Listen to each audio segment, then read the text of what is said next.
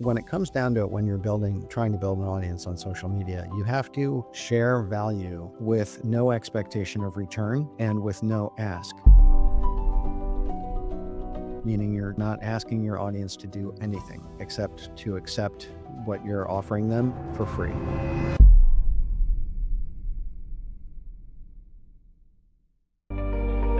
This podcast is brought to you by Penji. Penji is a creative subscription service that gives you access to pre-vetted, agency-trained creatives from all over the world. From graphic design to illustrations to social media management and web development, it's all included for one monthly price. It's time to say goodbye to the hassle of searching for top-notch creative talent.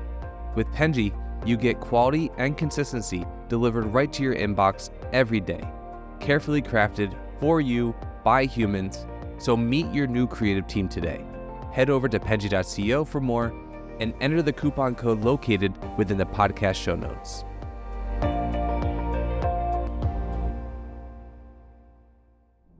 Today I'm joined here with a very special guest, Philip Van Dusen. Hi, Philip. Hey, Daniela. Thanks for having me on the show. Excited to have you in the show as well. So for all of our listeners who don't know who you are, who are just getting introduced to you, can you give us a little bit of an introduction of who you are, what you do, what your channel, your brand is all about? Sure. My name is Philip Van Dusen, obviously, and I'm a branding consultant. I had a 25 plus year career in big corporations and big agencies as a creative leader doing branding, both for inside client side stuff or agency stuff, working with a host of the Fortune 100. And then about 9 years ago, I went off on my own and started my own branding consultancy. And now I work with solopreneurs and entrepreneurs and small to medium-sized businesses, helping them leverage branding and design to build their businesses. And I focus heavily on brand design, obviously, as well as content marketing. And I've built my own agency through content marketing. I started a newsletter initially and ran that for about 6 months before I started my YouTube channel. And I've been putting out a YouTube video a week for 8 years now. I've got 550 plus videos and 290,000 subscribers. I also have a podcast called the Brand Design Masters Podcast, where I talk about branding and design and entrepreneurship. And I'm excited to be on the show with you. Excited to have you as well. So your journey has been quite interesting because you obviously started your entire business, your entire growth was prior to your presence on social media, right? Well, I built my own business entirely on social media. So I worked for the man. I worked for other companies, big global design agencies, big corporations like PepsiCo and Gap Inc. As a creative leader running design departments. And then when I went off on my own, I realized that the clients that I wanted to have, small to medium-sized businesses, startups, entrepreneurs, they were completely outside of my normal network. And so I had to get clients. And so I had heard about this thing called content marketing and thought, I'm an introvert. So the idea of doing pitches or going out and finding clients to me was just like absolutely scary. So I thought, if I can do content and have my clients find me, that's the way I want to go. That's going to be my jam. So that's what I did. And I joined a mastermind group of other entrepreneurs building personal brands. And so I started developing content. And within a year of starting my YouTube channel, about 85% of my clients were coming to me directly from YouTube. Insane. It is insane. Actually, I was shocked. And it's continued that way. Most of my clients come to me through my social media channels. So what do you think is like the reason for your success, for how well your social media channels have been? Because I think a lot of people have similar goals to you where they want to use social media to sort of, propel a business or anything along those lines, and they struggle. I've seen people who I have like someone comes to mind who I've known has been trying to grow on social media since I've known this person, and it's been like 5 years. The growth is so small and so stagnant. So what do you think has been the secret to your successful growth on social media? Well, I think part of the secret to my success was the fact that I had a 25-year career helping people build brands before I started trying to share my knowledge. And when it comes down to it, when you're trying to build an audience on social media, you have to share value with no expectation of return and with no ask, meaning you're not asking your audience to do anything except to accept what you're offering them for free. And so when I started my channels, I decided I was going to share everything I knew in my 25-year career on social media for free, no expectation of return.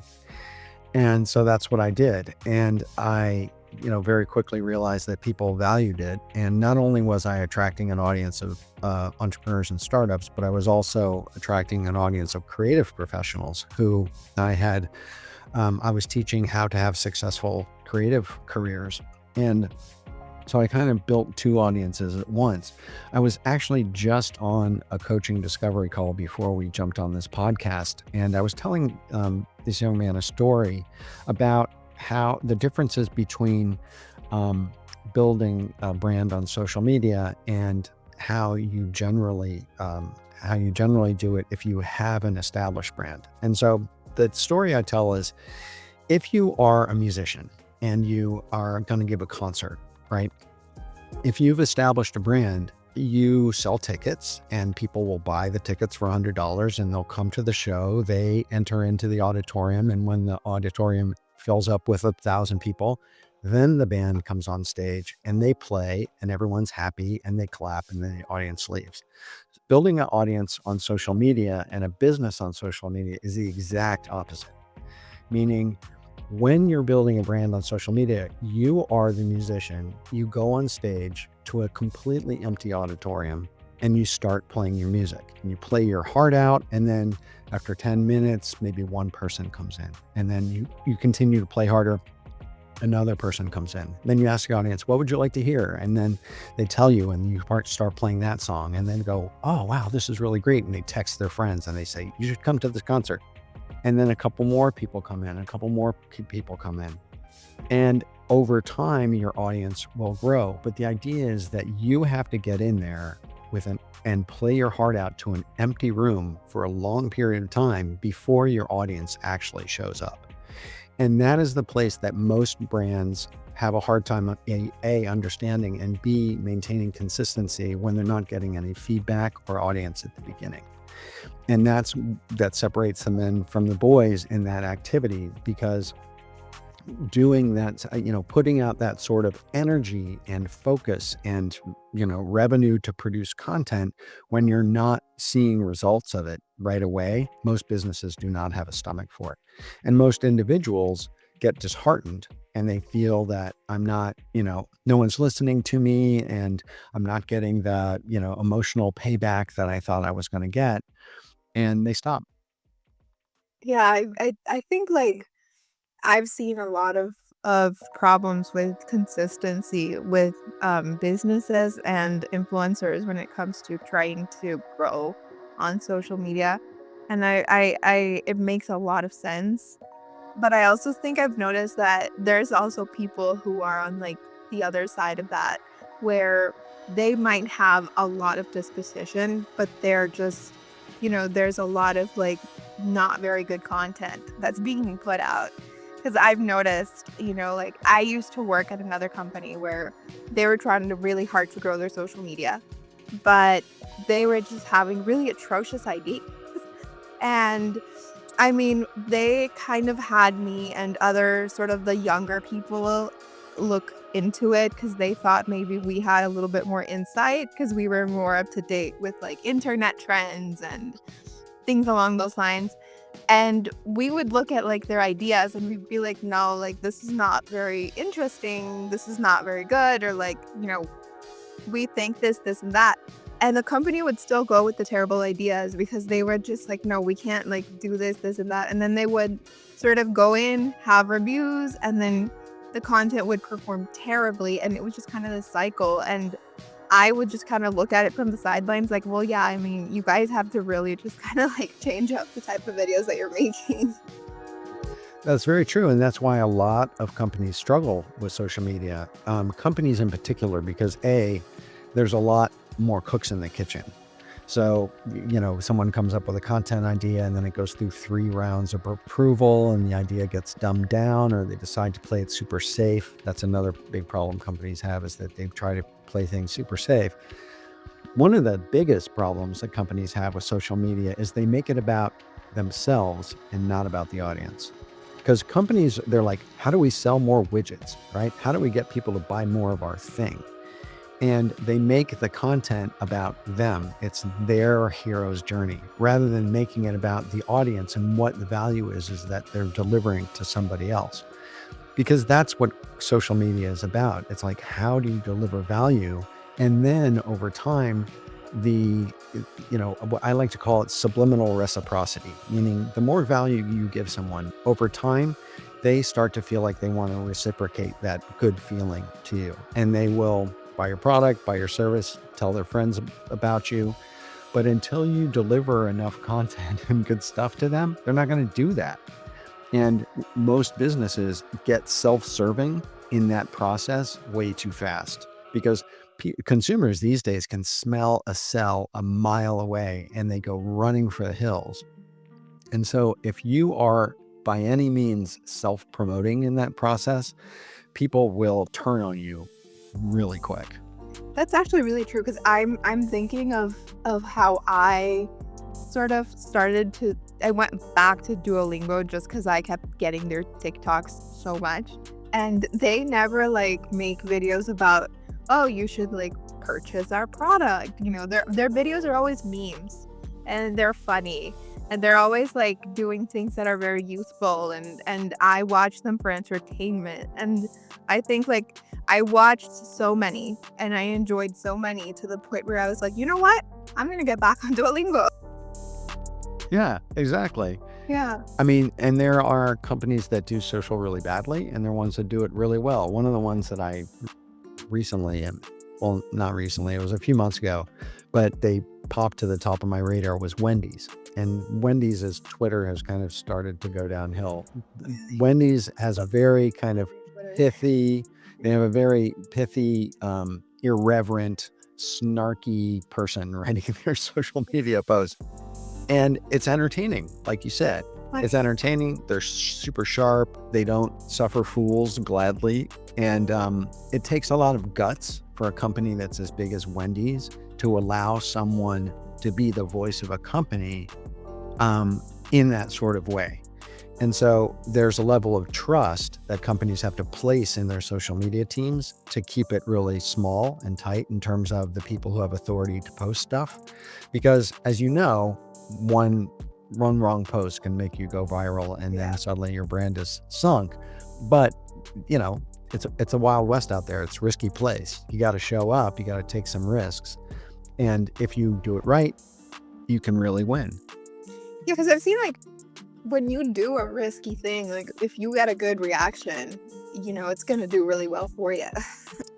Yeah, it is. And the more you lean into the things that people are enjoying, like you said, Duolingo, right? They probably got some great feedback on the meme sort of entertainment stuff that they were doing, and they just leaned into it because they're benefiting from the brand halo of that. The content itself is not what's really selling Duolingo. It's the fact that they're delivering something that people are enjoying, and people are saying, oh, Duolingo bought me this? Oh, that's cool. I'm going to go help them, Yeah. I also think like youth is very important, especially when it comes to what social media does. Because I've noticed the place where I used to work before, I think the sort of the target audience for this company was very much parents and older people. I was working in like a company for baby products. So obviously they were a lot more of an adult crowd. And I think like that sort of changed everything, because the way that adults were using social media was very different to how I would say everybody under 30, was using their social media. So I think I remember the sort of the marketing, the person who was in charge of marketing, they would always tell us like, because we would like sort of give them ideas, and our ideas were always very like useful and very like, oh, you should get on TikTok and you should do these memes, and this is like a trending audio. And then the head of marketing, like that person would always say, like, you guys, this is great, but the people that are buying our products are not 20s, right? Like they're older people, they're parents, they're middle-aged people, so they are not on TikTok like that, and they're not listening to trending audios, and they're busy. And like, I guess it was really eye-opening of like, I think the secret to success with that is also sort of learning what the audience that you're trying to reach is going to engage with. That's very true. And that is the basic 101 of marketing, is that you have to understand who your customer avatar is and what value means to them. Meaning, where do they show up? What kind of brand tone of voice do they listen to? What sort of messaging is valuable to them?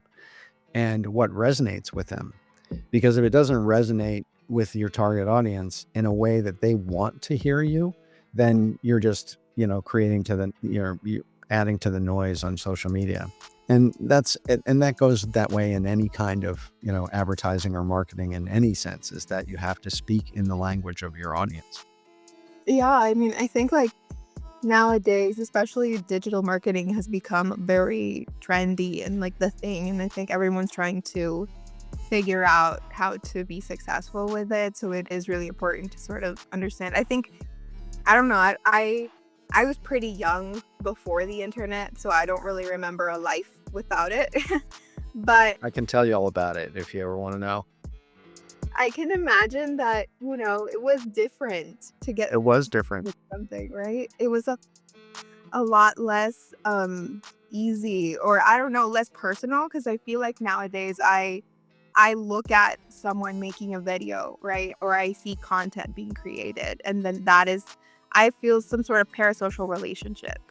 Whereas like before, I think it was more just like you look at an ad, you read a post, you see those banners on the street, and that's pretty much how you're going to get promoted. You don't really know who made the ad, what it took for them to post it. Yeah, that is the main paradigm shift that came with social media and the internet, was that marketing became a two-way street. It used to be with traditional marketing, television, radio, outdoor, print. That was push media. It was push advertising. Content marketing is pull media, meaning you're putting content out there, but you are drawing the audience in, and you're looking to build a conversation and an audience and getting feedback on what it is that you're sharing. It becomes a two-way street. And it's the brands that don't understand that social media is a two-way street that fail. And the ones that do succeed are the ones that are listening to their audience. They're responding really quickly, because we also know that social media, moves at the speed of light, and 10 seconds is too long to not respond. And so that sort of building that level of communication was a major paradigm shift in the mentality of marketers, that they didn't understand that at the beginning. And this, when I say the beginning, this was like 15 years ago. They didn't understand that it was no longer push media, that the audience had a voice. And this is the beautiful thing about social media too, is that you can have an individual influencer who has, through a following on social media, a soapbox that is as loud and visible and influential as some of the biggest brands in the world. There are YouTube artists, individual influencers who have tens of millions of followers. They have more followers than the New York Times and the Wall Street Journal have subscribers combined. And they can, give a bad review to something, and that stock will drop 20% overnight. And so it's that kind of influence that us, the audience, the person on the street who takes the time to build an audience on social media, we have as much power and influence as the gigantic brands do. And that's a major, major shift in the power structure of marketing. Yeah, definitely. Because I do think that now there's more, there is a bigger space for people to sort of have an opinion. It's not just like the brand telling you. And I think the expectation is also changed, because I think before, I guess the consumer was a little bit, I don't want to say dumber, but definitely less aware. Certainly. But I feel Absolutely. like as a consumer, I've noticed that people are a lot more aware. They're a lot smarter. They're like, this is a marketing strategy. You don't have to be a marketer to know that they're selling something to you. You don't have to know about, really specific terms, like stuff like, you don't need to know like lead gen and all of these like jargon things that I think back then people maybe were not as aware of. You are aware that like this is, they're doing this to manipulate me, or they're decorating the truth. This is a lie, blah blah blah. And like I think a company doesn't have that much leeway to sort of exaggerate something to promote a service or a product, because a review is going to be there telling you otherwise. So I think like it's a lot harder out there for you to sort of promote yourself in that way. Whereas before, I think you could just take a really pretty picture of a hamburger and say like, come to my restaurant, and nobody was going to bat an eye. Well, on Pinterest, I would say a pretty picture of a hamburger still has a lot of power. But I think that you're talking about something that's really important to understand, which is the level of sophistication of the consumer has been elevated massively in the last decade. And because of that, the marketers themselves have had to elevate their game and their sophistication and how to talk to people in a really authentic way to sell their products and services. Because you can't just do a push advertising anymore. You can't just, put the pretty picture of the hamburger up and expect people to, kind of beat a path to your door. The other piece of this, Daniela, which I think is important to recognize, is that we're also experiencing right now, and this is a sad truth of the last maybe 4 or 5 years, is the death of truth. There is so much misinformation going out right now, and such a oversaturation of what is considered news or facts that are not facts, or they are conspiracy theories, or they're some sort of manipulated truth, that it's very difficult for us as consumers to even understand what truth is anymore. And so that, for marketers or brands who are trying to sell products and services, makes that bar even higher in terms of having to be really, really authentic and really transparent about what it is you're doing and what it is you're offering. Everything from, what's in your products, to where they're produced, to who your employees are and how you treat your employees. Where are your manufacturing facilities located on the planet? All these sorts of things, which are aspects of, used to be behind the curtain. They used to be behind the curtain in The Wizard of Oz, that you didn't see the workings of the machine, which you can see now, and they are important. And if you don't recognize them and be really truthful about them, when the truth comes to light, it's going to come and bite you in the butt. So you have to be like super transparent about that. So the level of authenticity for marketers and businesses is higher than ever. One of the other things that I'm seeing trending right now, and I'm putting out a video on YouTube about social media marketing trends today, in fact, is there's a huge trend going on in terms of lower production value. Like, because of AI and because of the tools that a mom at her kitchen table can do to produce high quality video, Yeah. is that anyone can produce amazing quality video now. And so the idea of doing content that is more raw, less produced, full of more, Flaws. kind of, flaws, exactly, that is the stuff that's cutting through, because that's the stuff that people believe. People don't believe polish anymore. The more polished you are, the harder it is for people to believe you. Yeah, because they're gonna think like, oh, they obviously read this and practiced it like 100 times. Why should I believe him or her, or like whatever they're saying? And I the great thing about this, Daniela, is that it is a boon for small businesses and entrepreneurs and startups, because they don't have the budgets to produce like super high quality videos. So that levels the playing field, because all of the big brands are trying to dumb it down and do a lower production value, and we can't afford it anyway, so we can do it, right? I Which is great. I've noticed, because it's really interesting how this trend of like celebrities and rich people and like I see like really big brands making sort of content that looks like they filmed it out of a potato. I'm like, why? I mean, you're like a millionaire. Why are you sort of taking pictures on this really bad camera, or like, having this really bad angle, or like this ad from this company looking like it was edited on Microsoft Paint? And it's like, because it's sort of this new aesthetic that has also sort of come up, and people trying to sort of replicate that authenticity that I think comes really easy to the smaller companies and the normal people. Absolutely. Very true. Yeah. Well, Philip, it's been great having you today. I think you've actually, all of your experience is really interesting because it gives a lot of insight to a lot of the things that, a lot of our audience wants to know about growing on their social media. A lot of the people that use Penji are small businesses that are trying to grow, and they're trying to grow their social media. So this has been really great for us to talk. Before we finish, though, I do want to give you a space to talk about any projects that you're working on or anything interesting that you might want to tell our audience to check out, where they can find you. Floor's yours. Oh, awesome. Well, if you want to find me, the best place to find me is on YouTube. If you go to Philip Van Dusen, if you go to youtube.com/c/Philip Van Dusen, or just search my name, I'll pop up.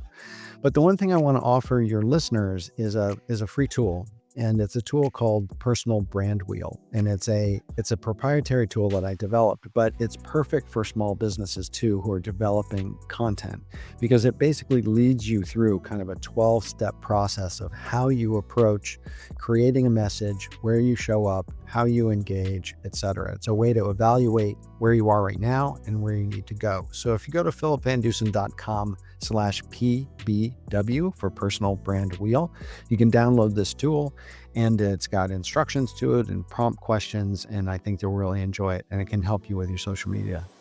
Awesome. Yeah, we'll be adding all of that to our description so that everybody can go and click links, find you. And excited to sort of see all of your future work. Thanks, Daniela. Thanks for having me on the show. Thank you for coming. All right. Have a great day, everybody, and we'll see you for the next episode. You've been listening to Fully Managed, brought to you by Penji. Check out the show notes to learn more about today's guest, and to learn more about Penji, the human-first creative subscription service, head over to penji.co. And by the way, if you're still listening, it would mean the absolute world to us if you were to share this podcast with a friend, and of course, subscribe.